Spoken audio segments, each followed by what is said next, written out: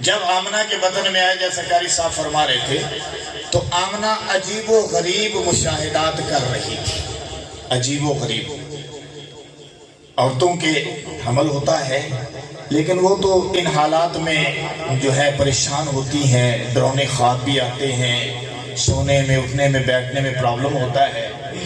یہ کیسا بچہ ہے کہ جب آمنہ کی گود میں آئے، آمنہ کے بطن میں آئے رضی اللہ عنہ، جب آمنہ کے بطن میں آئے، آمنہ کہتی ہیں میں جب باہر نکلتی ہوں نا، میرے سر پہ دھوپ پڑتی ہے، جلدی سے بادل آتا ہے میرے سر پہ سایہ کرتے ہیں۔ کہتی ہے جب میں چلتی ہوں، پہاڑوں کے پاس سے گزرتی ہوں، پہاڑ مجھے سلامیاں دیتے ہیں۔ فرماتی ہے کہ جب میں درختوں کے پاس سے گزرتی ہوں، ٹہنیاں جھک جھک کر مجھے سلام کرتی ہیں۔ فرماتی ہے جب میں کنویں پہ جاتی ہوں، میری سہیلیاں ڈول کھینچتی ہیں، میں جب ڈول کھینچنے لگ جاتی ہوں، مجھے ڈول کھینچنا نہیں پڑتا، کنویں کا پانی خود ہی اوپر آ جاتا ہے۔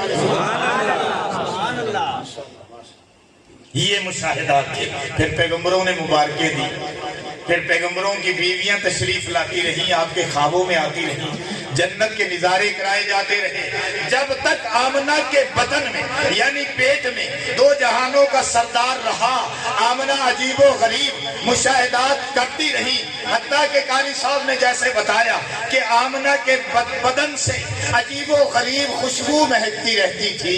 جناب عبد المطلب کو پتا چل گیا کہ یہ آمنہ کے بدن سے خوشبو آتی ہے، اور ایک دن انہوں نے پیغام بھیجا کہ بیٹی تو بیوہ ہے، لہذا تو خوشبوؤں کو استعمال نہ کیا کر۔ جناب آمنہ نے جواباً پیغام بھیجا، بڑے میاں میں نے کبھی خوشبو استعمال نہیں کی، خدا کی قسم جب سے یہ بچہ میرے پیٹ میں آیا ہے، میرا بدن میرا پسینہ خوشبو سے مہکتا رہتا ہے۔ سبحان اللہ۔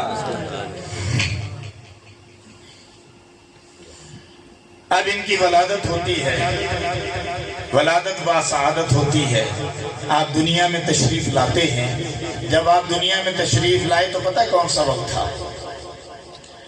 جسے آپ پنجابی میں کہتے ہیں نا وڈا ویلا، وہ وڈا ویلا سے صبح کا وقت تھا۔